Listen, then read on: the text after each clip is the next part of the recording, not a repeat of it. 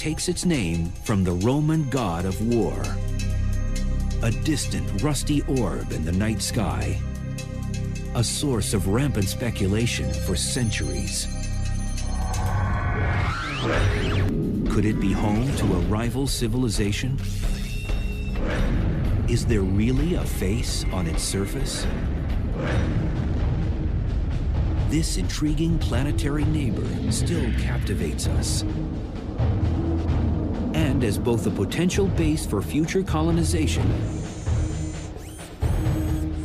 and the keeper of 4-billion-year-old biological secrets, Mars, the red planet, may hold the keys to both our future and our past.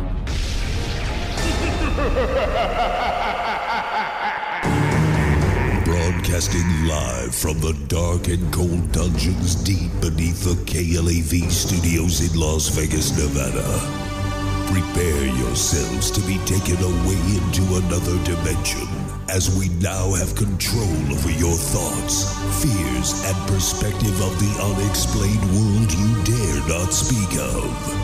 With your hosts, Lindsay Knight and Michael Knight. Ladies and gentlemen, we now open the gates to the paranormal and beyond.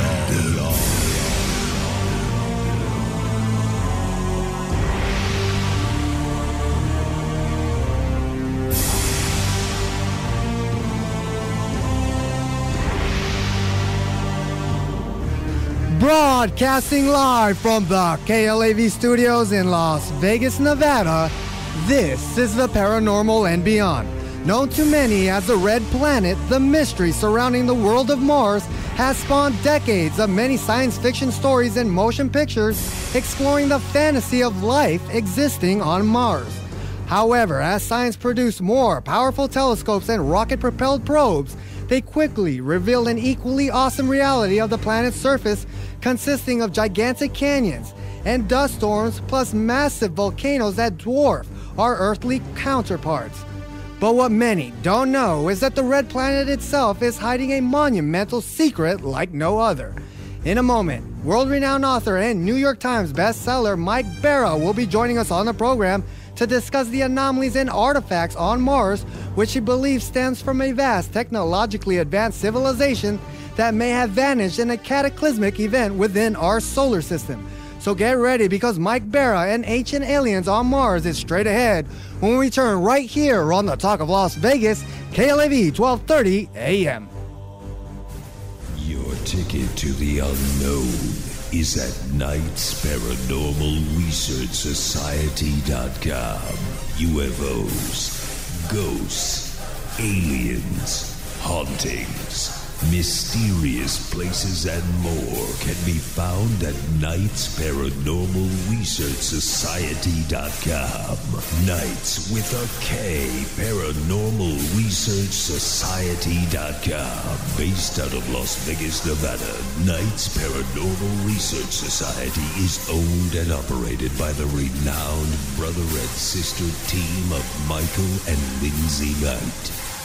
Seeing is believing. And at NightsParanormalResearchSociety.com, you're going to believe.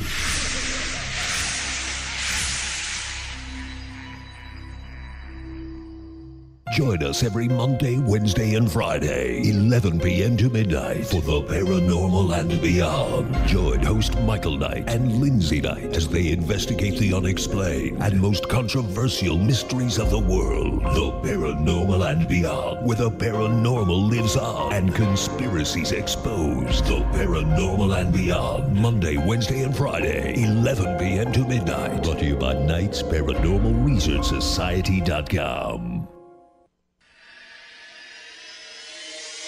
Just because you've seen it in the news doesn't mean it's real. So you're telling me you got physically attacked by a ghost? Like, I can tell you right now, I believe in the paranormal more than I believe in our government. There are so many mysteries out there that are still yet to be explained. You folks have some of your facts wrong, and you just keep talking about generalities. With all due respect, sir, you have not brought anything to the table to prove us wrong. This is the Paranormal and Beyond, and it's your show. Call us at 731-1230. Here again, Michael Knight and Lindsay Knight.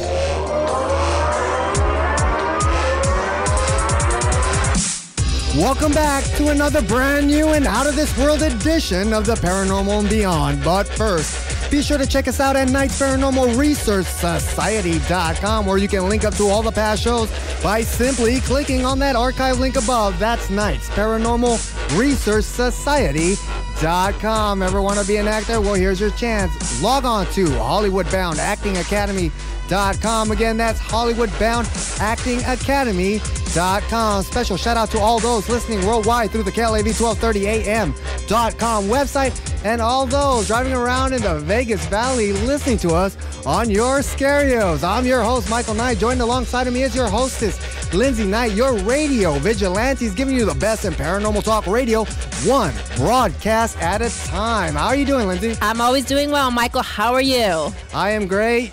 By the way, special shout out there to our UFO Angel, who realized she lives in Vegas and can pick us up by turning on the radio. Just got her message. She's been 20 minutes finding out how she can download an app. Too funny, too funny. Well, we have a great show tonight.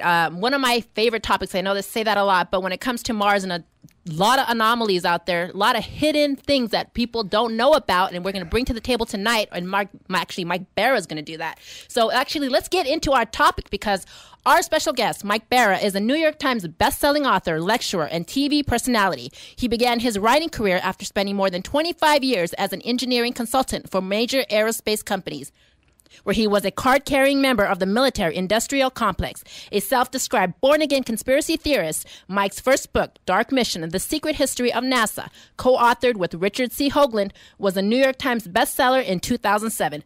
His second book, The Choice, which concerns hyperdimensional physics and how it relates to the Mayan calendar, Hopi prophecies in the current 2012 era, was published in 2010.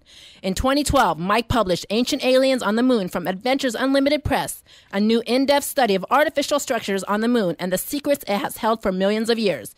In 2013, Mike returns with Ancient Aliens on Mars, a new book from Adventures Unlimited Press, which will look into the hidden history of Mars and the vast ancient civilization which was once flourished there. Mike has made numerous public appearances, lecturing on the subjects of space, science, NASA, physics, and the link between science and spirit, and has been a featured guest on radio programs like Coast to Coast AM with George Norrie, and now making his first appearance on the Paranormal and Beyond. He is a regular contributor to the History Channel programs, Ancient Aliens and America's Book of Secrets, both of which are now showing on the H2 channel. This month, Mike will be starring in a new alien investigation reality show for Animal Planet called Aliens Uncovered. It will be on air Tuesday, December 17th at 10 p.m. Eastern and Pacific on the Animal Planet Network. The Paranormal and Beyond would like to welcome to the program Mike Bara. How are you, Mike?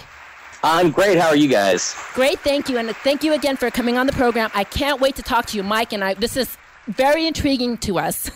First off, Mike, tell us, how did you get into this? Well, that's not the most interesting story in the world, but I'll tell you anyway. Just as a kid, I always was interested in UFOs and the space program. Up from the time I was just a little boy, I can remember watching, the Gemini and Apollo missions on TV and just being fascinated and always feeling like there was something that they weren't showing us, that there was some part that was missing. I remember the first moon landings and wondering why, if we had color TV, how come we were getting this crappy, terrible black and white picture back from the moon? Why weren't we getting color pictures? And later on, I found out the reasons why, which is that they were really trying to cover up a lot of stuff that was there that they were concerned we might be able to see. So anyway, I kind of went through life interested in this stuff, but the reality was I felt like UFOs were never something you'd ever be able to prove. I mean, back in the day, it was always, why aren't there any good films or videos of these things? And now there's a million good films and videos, and now everybody says it's all CGI. So I I kind of felt like UFOs were something that was never going to get proven one way or the other. But then I ran into a tape of this guy, Hoagland, who was talking about this thing called the Face on Mars, which I had remembered from the 1970s Viking missions. And, talking about the other objects in the area. There's a whole city and pyramids and things nearby. And I kind of thought to myself, well, this is something that you could actually put your finger on. This is something you could actually prove if you could get honest, good pictures of the area. And so that became kind of my fascination and obsession. And then through a series of non-coincidences, I ended up meeting the guy and working with him on the website. And in 2007, we published Dark Mission, and it kind of just took off from there. So it's how it all happened. Let's talk about, before we jump into Mars and fly over there, let's talk about the moon, because you have 2 books out, Ancient Aliens on the Moon and Dark Mission, which you just stated. Are the artifacts have some kind of similarity to Mars, or is it's kind of hard to put a date on stuff, because this is like an event horizon that we can't even fathom right now. But what is your take when it comes to the moon itself? We did a lot of shows stating that, when you had the moon landing, that there was, chatter back and forth with Houston and Apollo talking about, Santa Claus and all this, and they're being watched by, aliens on the crater of the moon itself. And this is probably like a 2-part question between Mike and myself, but I actually have a question myself. When they say that the moon landing, there's people that say the moon landing was actually fake, of course, and it was staged. Right. And they're saying that because of the Van Allen belt, there's no way to actually get to the moon. I mean, what's your take on that? That's actually not true. I'm not a believer in the conspiracy theories that we never went to the moon. I think what's going on is that people are seeing the unnecessary secrecy around the Apollo program, and they're thinking they're covering up with the fact that we didn't go, when in fact what they're really doing is covering up why we went there and what we found. So I think people are just a little confused as to what the secrecy was all about. Now, as to that last point, the Van Allen belts, no, that's simply not true. I mean, radiation exposure, it's a question of, there's 2 things that make it fatal. It's the intensity and it's the length of time that you're exposed. And the reality is, the NASA astronauts, the Apollo astronauts, there was a fairly intense, amount of radiation that they would have absorbed through the Van Allen belts, but the fact is they were traveling through them at about 17,000 miles an hour. That means in less than an hour they were able to go through the belts, and so that minimized their exposure, both going to the moon and coming back. And they also wore dosimeters, DOS meters, which actually measured their radiation exposure. And anybody who wants to can go back and look at those records and see that they were not exposed to very high levels of radiation at all. And one other thing, which is that of the 12 guys who went to the moon and back, one of them died of cancer at a very young age. And that's, 1 out of 12. That's a pretty high incidence of cancer from possibly radiation exposure. So, I think the proof is pretty much there that we did go. And the excuses that they would have been fried like crispy critters in the Van Allen belts just simply don't hold up if you understand how radiation really works. All right. So the artifacts on the moon itself, what was discovered or thought to be discovered? Well, I think, you have to look at the moon missions. What I talk about in Ancient Aliens on the Moon, which is last year's book, the book I did previously, is that, all the missions seem to have different objectives. I think Apollo 11, for instance, was purely about let's get them there, let's land, let's perform our Masonic ceremony on the moon, which is what Buzz Aldrin and Neil Armstrong actually did before they went on the first moonwalk.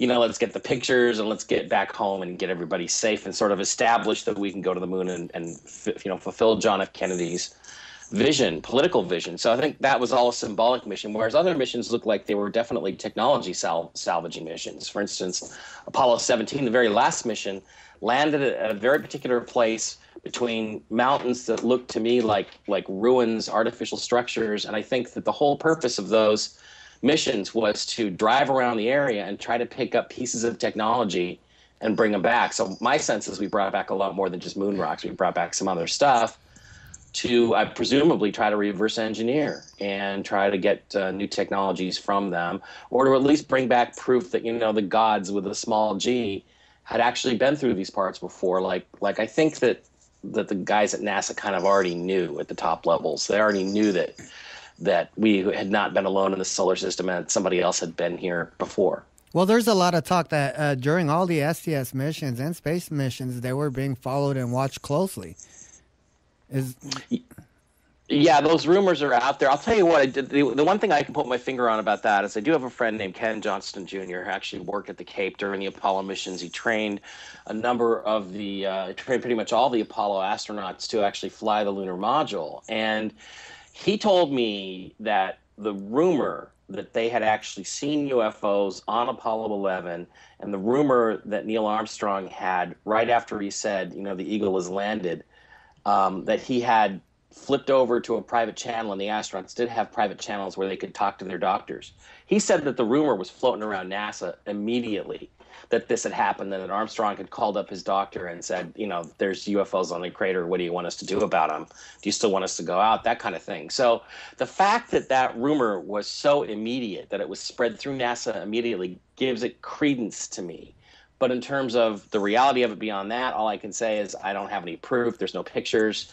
And Neil Armstrong went to his grave without saying so. So at this point, the only guy left, if that really happened, who could talk about it is Buzz Aldrin. And he's never said anything along those lines. In fact, I know somebody else who used to be good friends with Aldrin. And they were out golfing one day, and he finally decided to ask him about those rumors. And Buzz threw his golf clubs down, left him on the golf course, stomped away, and never spoke to his friend again. So basically, it's true.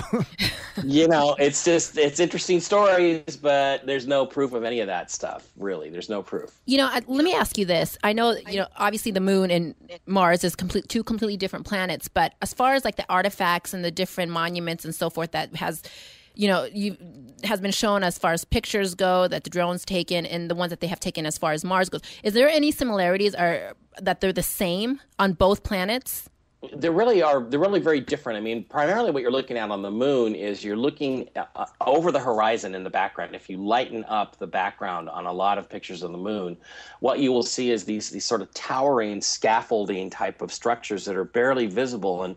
And Richard C. Hoagland asserted that those were made of glass, and I concur with that. They're made of a semi-transparent material, a glass-like material, and these were constructed essentially as a multi-layered meteor shield because in a lunar environment, in the vacuum, glass is actually stronger than steel, so it would be the perfect material to make a meteor shield out of. And then below that, you've got more interesting kinds of ruins. You see cities, you see areas that look like, streets of LA or something, and you see buildings and things that are a bit more similar. But on Mars, what you see is you not only see this big sculpted face that's been talked about for decades, but you see primarily pyramids. You see tetrahedral pyramids. You see pyramids that look a lot like the Giza pyramids. You see pentagonal pyramids. You see four-sided pyramids like the ones in China. And really, I've only ever seen one object on the moon that I would say is a pyramid, and that's a very controversial feature that I talked about in the Moon book that I call the Daedalus ziggurat. It's in an area near a crater called Daedalus, and it looks like a ziggurat, an Egyptian, or not Egyptian, but an Iraqi-style Mesopotamian ziggurat, which is a type of pyramid from that civilization. So other than that, there's not much similarity. They're really quite different, but that makes sense because they were very different environments. For instance, the moon has no atmosphere to speak of. And Mars, I think at the time the civilization flourished there, was just as warm and wet and cozy and habitable as the Earth is. So they're obviously two completely different environments. So you're going to have different kinds of structures that are going to be needed to survive there. Are we looking at the moon as some sort of like mining camp or a jump off point? It's hard to say that. What I can say really for sure from what I looked at on the moon is that it seems like, huge, vast parts of the planet have been modified. They've been altered. I mean, there are some images where, and I showed them in Ancient Aliens on the Moon, where you can actually look into the interior of the moon and you can see beams and girders and structures. You can see stuff actually inside as if the skin of the moon itself, some of it is fake, some of it is built up on top of the real surface. Although I have no doubt that the moon itself is a natural object originally, I think the thing has been modified to, just to the point that it's completely refurbished almost. Whereas Mars, is more of a natural satellite, and most of the stuff appears to be above ground in the form of pyramids and monuments and things that are really, quite interesting. How far back are we looking at? Is this before mankind on Earth? And did the moon and Mars cohabitate together? Well, the truth is, when you get into this stuff, you have to say to yourself, okay, who built this stuff and when did they build it and how old is it? And it's impossible to know without actually going there and seeing the condition of it. But given the condition of disrepair, I'd say that it's really been a long time ago. When I say a long time, I'm saying, to me right now, the minimum is probably 1.35 million years. And the reason I put that date out is because it turns out that Mars orbit is the second most elliptical or eccentric of all the planets, meaning that it should be circular, but in fact it's not. It's more of an egg-shaped orbit. Mercury being the most elliptical of the planets. And if you can trace back to a time when Mars orbit was more circular, then I think you've reached back to a time when whatever happened that devastated the surface of Mars and killed the life there probably happened around that time. And there's a recent paper out that says that Mars orbit was basically circular about 1.35 million years ago. So that's probably the soonest we can say that whatever cataclysm took place devastated the surface of the planet. Now, that's a long time ago in terms of our way of thinking. I mean, to us, 100 years is a long time. Most of us aren't going to live to even be 100 years old. But in geologic terms and celestial terms, it's really kind of the wink of an eye. It's not very long at all. As far as to your knowledge, the rovers that we send to Mars and to the moon, is that as far as we've gone? Is it just to Mars, or are they trying to send another rover to another planet, or is this just too far reaching? Well, I mean, as far as I know, yeah, Mars would be the place that we've gone, at least in the public space program. But of course, there's endless rumors of a private space program where they've had, basically flying saucer technology using hyperdimensional physics that I talked about in my second book, In the Choice, to go to these places many, many times before. And again, I can relate stories to you that are stories from friends who grew up around the space program and grew up around some of the astronauts and heard people like Gus Grissom complaining about the fact that they were spamming a can and we had this phony public space program with these rickety rockets while they were going to the moon and going to Mars and back in flying saucers, and that was back in the 60s they were saying that. So who knows at this point, but it seems to me that the rovers that we have today, the ones that we've publicly seen, they've all been to Mars. I don't think there's been any secret space programs anywhere else. I mean, Venus is a really, really nasty place. And so for a rover to survive there very long would be kind of a miracle. And until we really develop the ability to put a tank on the planet and that can survive 900-degree temperatures and things like that, it's really going to be difficult to get a rover on the surface of Venus, I would think. Well, that's one thing I give to the ancient, astronauts out there is they really knew how to build stuff to last, the test of time. When it comes to the pyramids of Egypt and the ones in Sedona and all that stuff, they built stuff to last. Basically, that tells me they want people to know. That there was a then, now. What do you think the Sphinx is? I mean, do you have any knowledge of what you think it might be? Does it have anything to do with, let's just say, the aliens? You mean the Great Sphinx at Giza here on Earth? Yes. That Sphinx? Yeah.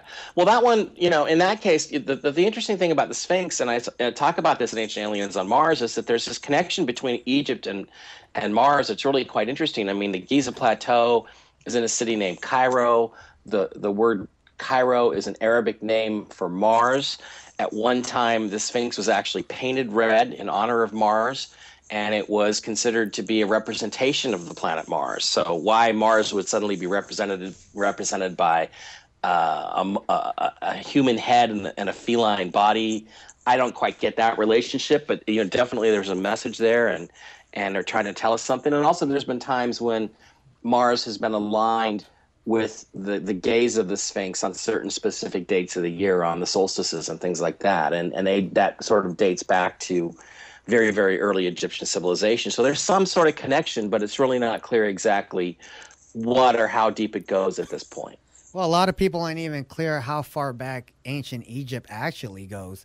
And, I've done a lot of shows talk about Egypt, and I'm saying that, Egypt was already there. The people came, and these monuments superseded the humans. These are what we're looking at is basically like alien technology that's there, because when you compare that to the pyramids on Mars and that face, it's basically a mirror image that's reflecting back to us. Yeah, there's definitely similarities there in terms of the layout, the architecture. There's just something familiar about them. I mean, the face on Mars itself kind of looks like the face of a pharaoh under certain conditions. So it's really interesting to make those observations and kind of say to yourself, there's got to be something here. The question is exactly what, How far does it go? How deep is it? And in my opinion, it's very, very significant. The question now is, like you say, how old is Egypt really? If you go to places like the Osirian in Abydos, Egypt, there's actually a wall there which lists the names of all the pharaohs, all the rulers of Egypt, that goes back over 10,000 years, okay? And according to all the sources, the Egyptian civilizations only goes back to about 4,000, 5,000 BC. So this goes way back beyond that. And what it means is that our concept of history and ancient history and our origins is just simply not correct. That there's something far more interesting and complex. I mean, why would the Egyptians name rulers that didn't exist? Why would they make up a pretend history of themselves and write it on the wall and go back, 10,500 years instead of just 4,500 years? It's quite bizarre. Do you think that we were actually genetically engineered, like with this, Anunnaki, the Sumerians? Yeah, I don't get into this too much in Ancient Aliens on Mars. I didn't have time because the book had a certain, had to be out at a certain time, and it had a certain amount of information could go into it. But this is something I want to talk about in the sequel, which is going to be Ancient Aliens on Mars 2 Beautiful.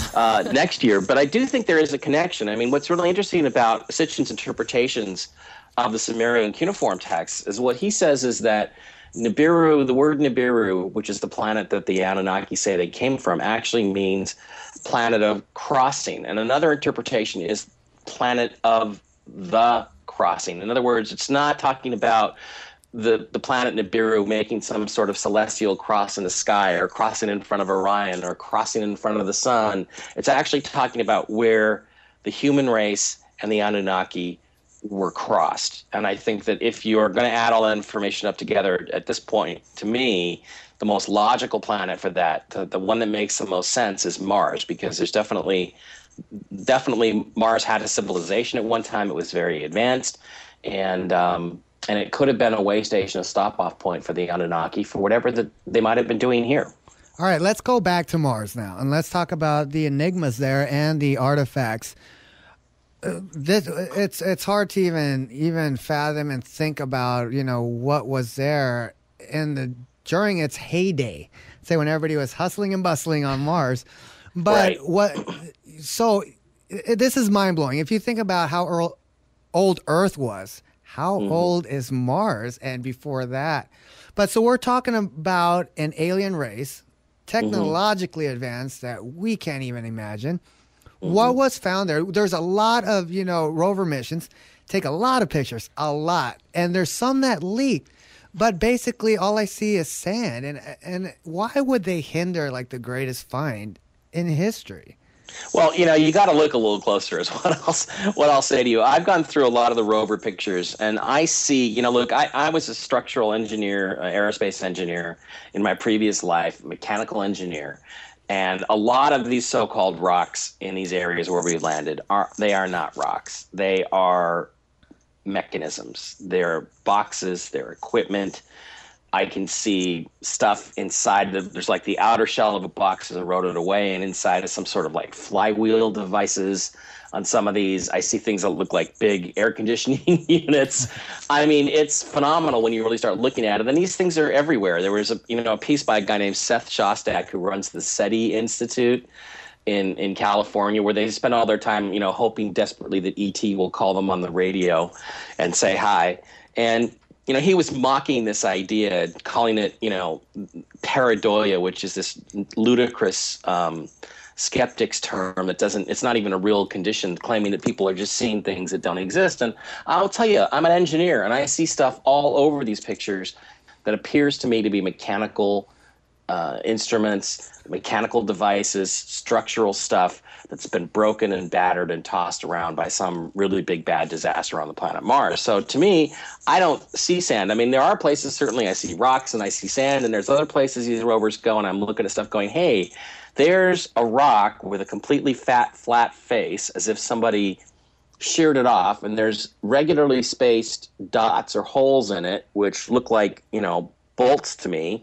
And then there's a very square opening in the front of it, and NASA will drive right by that rock, and as far as we know, they never turn the camera to look inside that little square box and, look inside that object and see if there's something in there. So to me, I think there might be lots of really good pictures of some of this stuff, but it just doesn't show up. And this is, again, something I have in Ancient Aliens on Mars, is I have examples of images, for instance, from the Pathfinder landing site, where there are objects that appear to be mechanical and not geologic. And NASA has actually wallpapered right over them. They will just simply take and just induce digital artifacts right over them, or they'll misregister the red, green, blue filter colors so that the objects become very blurry. There's even other cases where the Europeans have processed the same images, and on their versions, you can see plain as day that these things are mechanisms. On the NASA versions, they're sometimes even just completely erased. They're just gone. Like NASA just took a little blotting pen and just blotted them right out. So, again, I can't really agree with you. What I see some really fascinating stuff on a lot of these pictures. Okay, let's talk about the most pivotal stuff that you've encountered, not yourself personally, but that you investigated that's on there that it's just mind-boggling. I hope I don't encounter any of this stuff personally. One of them being, well, let's just say this. I've seen pictures, and I don't know a lot, obviously some of them are doctored, but I've seen pictures that they found little animals or like lizards and what have you. Well, those are interesting. I mean, the thing is, I don't know what some of those are. They certainly look like rats and lizards and things like that. And you got to ask yourself in a situation like that, I guess if there were critters like that on the planet and something happened very, very quickly to the planet Mars, they would then become maybe frozen in place like almost immediately. So you would think that you would have skeletal remains. But then on the other hand, I think to myself, well, given the conditions on Mars, if we've not been really lied to in a significant way, given the conditions there, how could anything biologically that complex really survive and not have decayed? And I really don't know that I can say for sure that makes any sense. I have seen pictures of things that look like skulls, some sort of weird alien skull on Mars. Yeah, and it looks like a Terminator head. Actual credible. Yeah, there's a head thing there on some of the rover pictures. So those might be credible. But the other stuff, it's really hard to tell. But I mean, I look around those pictures, and next to the rat, I see things that look like pliers and instruments, and it's really hard to completely dismiss them, but I can't really go there either. There's also a picture of what looks like a Bigfoot on there. Have you seen that one? No, I haven't. I have to confess I have not seen the Bigfoot on Mars, but maybe I should dig into that one for the next book. I've seen that. Well, it looks like some sort of bipedal humanoid or something standing there. There's just a lot of stuff. Okay, and there's a lot of talk when you talk about Cydonia itself, okay? Right. Grid-like cities, you can see it. And we're talking about a huge city-wide block of streets and canals and all that stuff. Yeah, that's the thermal infrared images, which, again, I didn't get to in this book. It's going to have to go in Ancient Aliens on Mars, too. But there is thermal infrared images of the Cydonia area that came out with this vast cityscape just right under the ground there, as if there was one civilization that lived once on the surface, but then when the surface became uninhabitable, they built under the ground or under the ice because there might be a layer of ice there. So it all goes back to whatever was this big giant cataclysm that hit the planet and made it uninhabitable. And I read about that in the book quite a bit. I discuss, where Mars really probably came from and the fact that it's probably not a planet at all. It's actually the moon of a planet that no longer exists, that was pretty much in the same orbit Mars is today, but it somehow was destroyed. It blew up, something along those lines, and all the debris from that explosion is what devastated Mars and wiped out the oxygen and tore half the atmosphere away basically and made it a kind of a cold, dry, uninhabitable hell. Are we any closer to stepping foot on Mars ourselves? No, I don't think so. There's a lot of these kind of gimmick things like the Mars One program, or the idea that they're going to send somebody to Mars and he's going to live and die there and all that stuff. And again, my friend Ken is trying to get in on that project, but the reality is I don't think we're any closer. It seems like we've really suspended our manned space program, or we're not really interested in moving forward. And is that simply a function of, the party in power at the moment? Democrats are no longer really the space visionaries. They'd rather spend the money on other things here on Earth. And nobody seems to be taking the lead to get us to Mars. It seems like the last president, President Bush, tried to get a program going, but it's all been killed now. So I mean, right now we're not even sending astronauts into low Earth orbit, so we don't really even have a space program anymore, as far as I'm concerned. Do you think there's a reason why we haven't gone up? There's been a lot of celestial events lately. There was one over, I think, Utah or Phoenix, where they seen this light anomaly, just sonic boom, and fly past. And I've heard about the ISON. What is that? I've read a lot about that. They were trying to connect that to, ISON was supposed to have died, wrapping around the sun and melt off. But a lot of people are saying, no, it's still there and it's coming.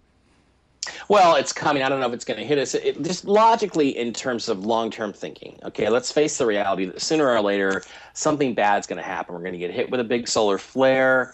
There's these things they found on the moon they called glazed donuts. And what they basically were was clumps of lunar material that had been seared to something like, I don't know, thousands and thousands of degrees in an instant. And they were basically took the surface and turned it to glass almost instantaneously. And for that to have happened, the moon would have had to have been hit by a solar flare that was, I think, something like 100.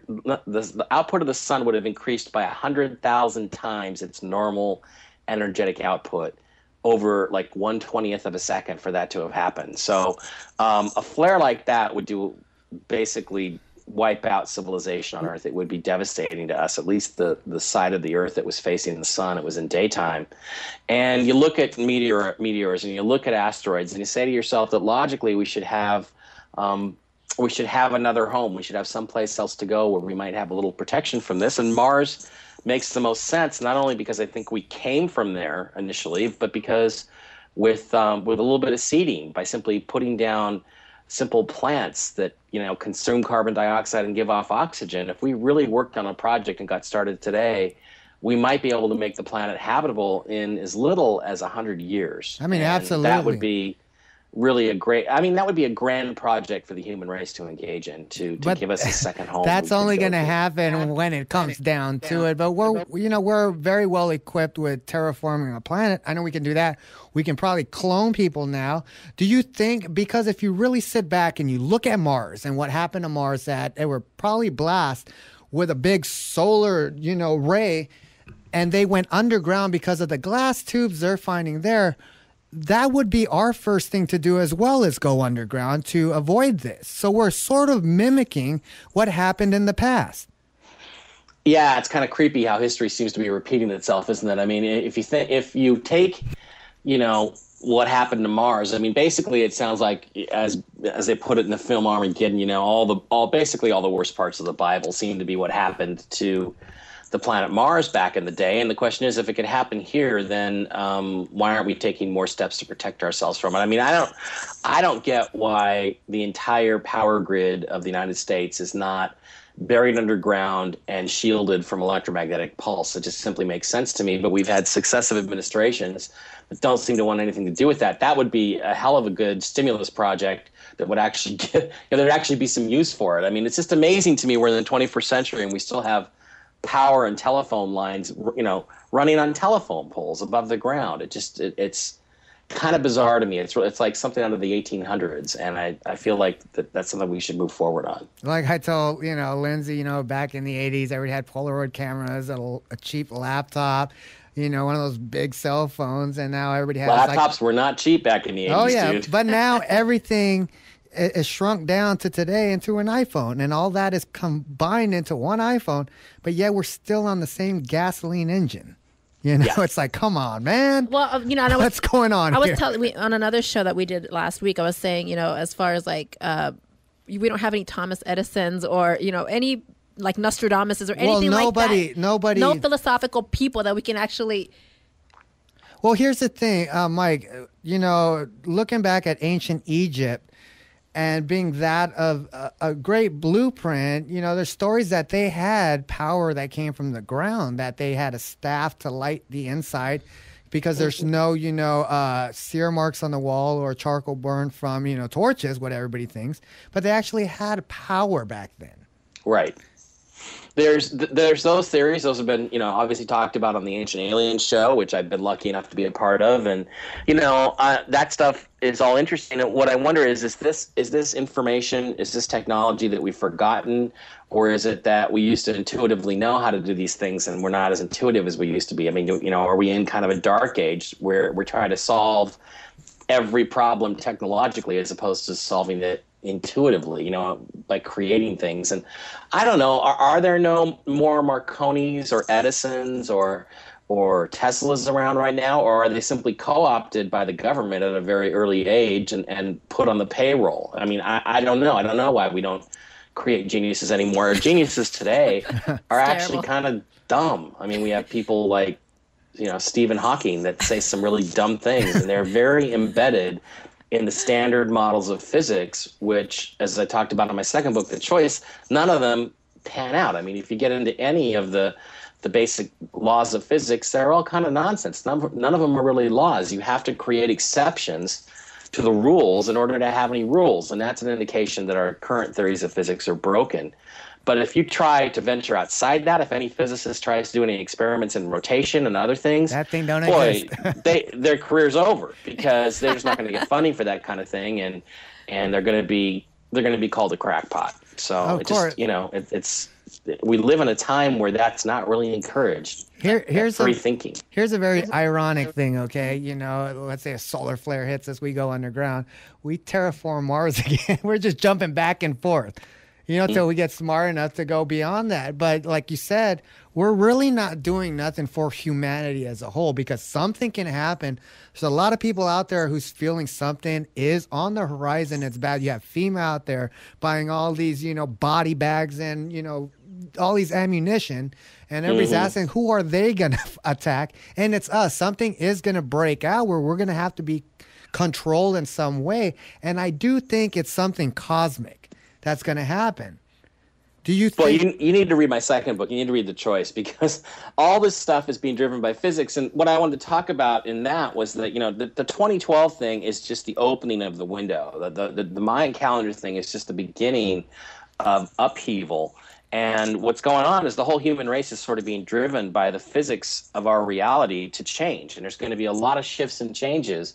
And the government guys, they need to kind of give up the idea of controlling this, because the more they try to control, they're going to invariably make the wrong decisions, and they're actually going to make things worse. They're going to create more chaos by trying to keep a lid on it. What they need to do instead is try to figure out, and make predictions about where society and culture is headed, and try to lead the way in those directions. And I think a kind of a world unifying space program, the kind of thing that John F. Kennedy actually envisioned and presented at the UN back in 1963, would be great for the planet. It would be great for all of us to get together and put some money into not just this dopey International Space Station that floats around and does nothing, but to actually go to Mars and start to terraform it for the benefit of the human race. Because the thing about Mars is right now there really isn't anybody using the place, so we may as well go and try to make it into something that we can make use of. Well, that's the problem, Mike. Nobody is doing that. Everybody forgot about humanity, and everybody's so lost in being conformed to believe this that nobody has an opinion no more. When you were talking about the laws of physics, that only exists within our world. But once you pass that, it's totally different. Everybody's going to be out of a job. Yeah. So where do we go from here? You already know NASA. We talk to a lot of people and say NASA has a department where they smudge out all these artifacts and then throw out, these bogus pictures. We all seen STS missions where you see this thing floating by and they're talking, oh, look to your right, you got a UFO there. And then they cut it out and you're in Houston control room. Yeah. But why not? Just tell us and get it over with. Well, I think that they're constrained. I mean, you got to remember, NASA doesn't make these decisions. NASA is an adjunct of the Department of Defense, and the Department of Defense are the guys who decide what gets released and what doesn't, and what's classified and what's not classified. And NASA at the very beginning of the very beginning of the space program, when they were first formed, commissioned this report called the Brookings Report. And the Brookings Report is this really interesting report by the Brookings Institute, which was the #1 think tank in the world at the time. And they were put to the question, what do we do if we find something? Because they concluded pretty quickly, you're not probably going to meet ET out there, the Apollo 11 stories notwithstanding. You're probably not going to meet ET out there, but you might actually find exactly what we're talking about tonight, which is artifacts. It actually uses the word artifacts, or the remnants of some highly advanced civilization on the moon or on Mars or on Venus.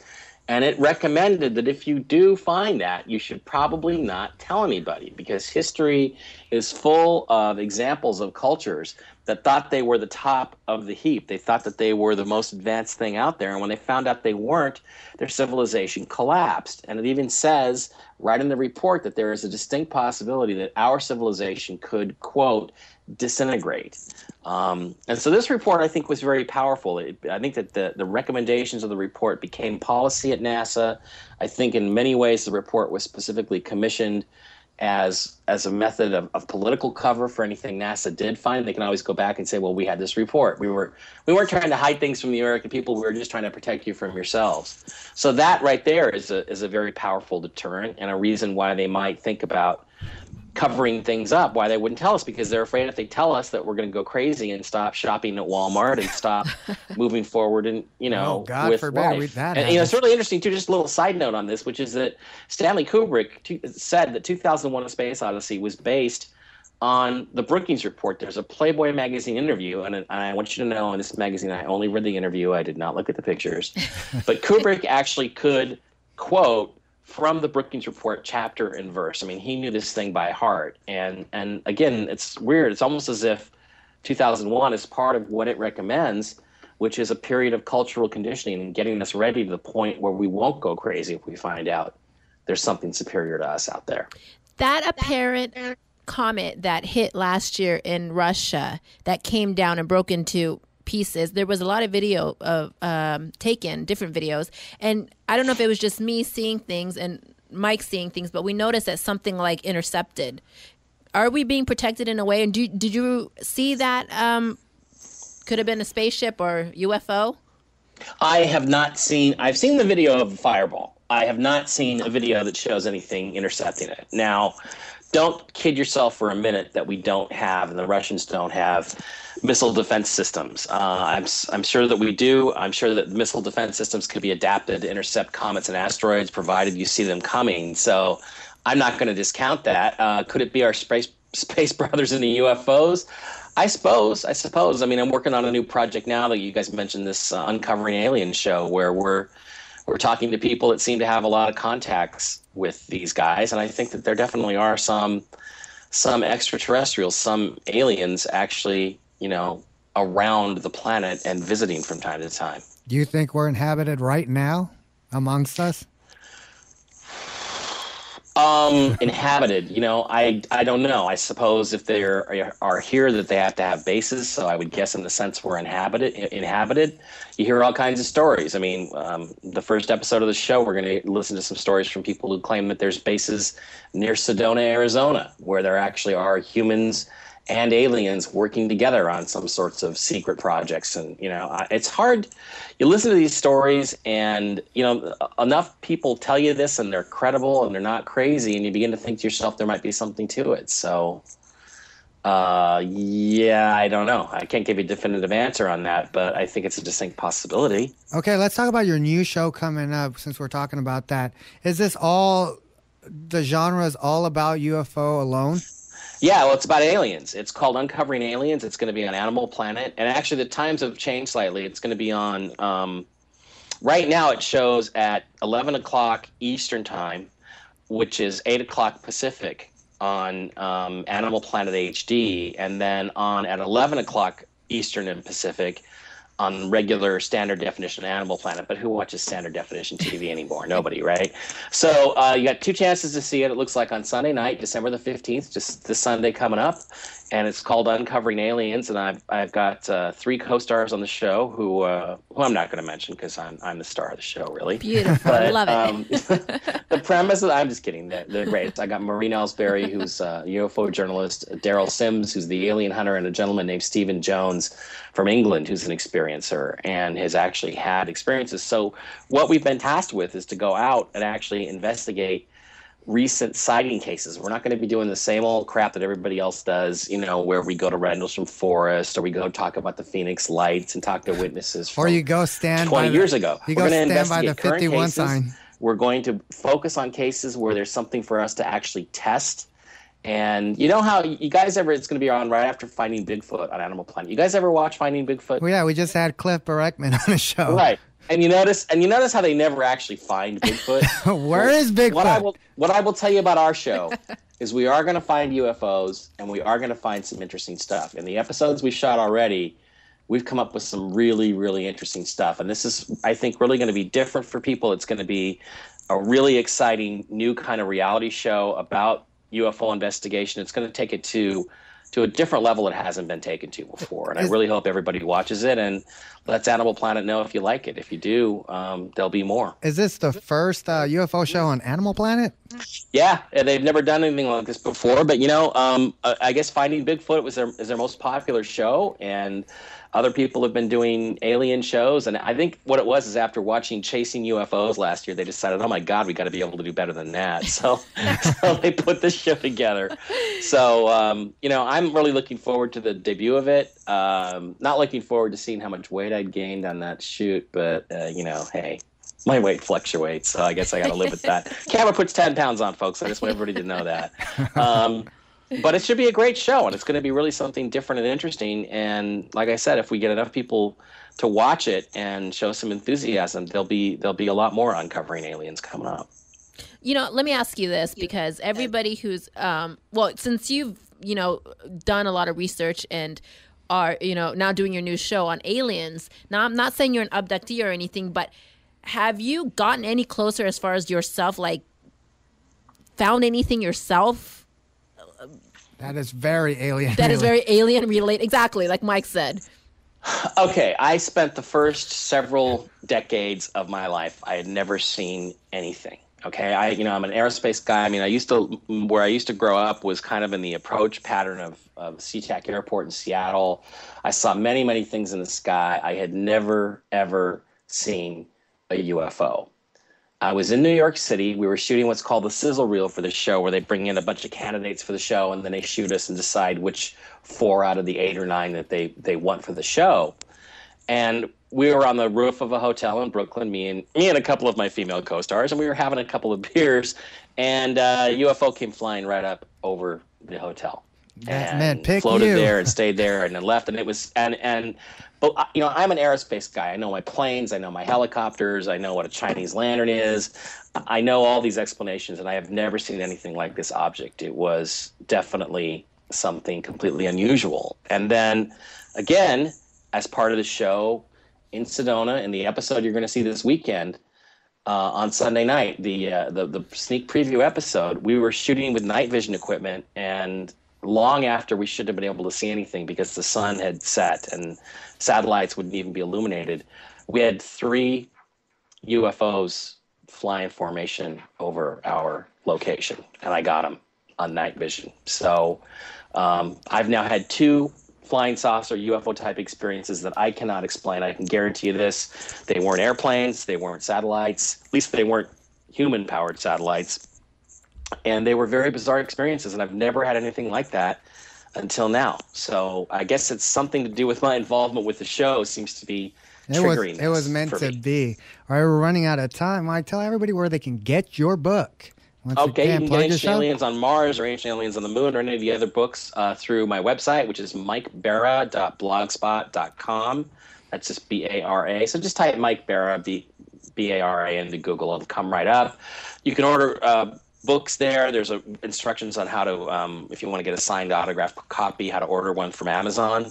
And so pick them up on Amazon.com, pick them up from Adventures Unlimited Press. You can go directly to their website, or you can go to your local bookstore. I mean, David Hatcher Childress is my publisher. He's got great distribution, and Ancient Aliens on Mars and Ancient Aliens on the Moon are still in most bookstores. So go to your local Barnes & Noble and pick them up there. And by all means, keep checking out Ancient Aliens. I've shot season 6 for that show. There's going to be an episode on Mars that's going to be coming up here in season 6 that everybody who reads the book is going to want to see. And then Uncovering Aliens on Sunday night, 11 p.m. Eastern, 8 p.m. Pacific. look for it. Check your local listings. I know in Phoenix it's a different time. So, all right, Mike. Thank you for being on the program.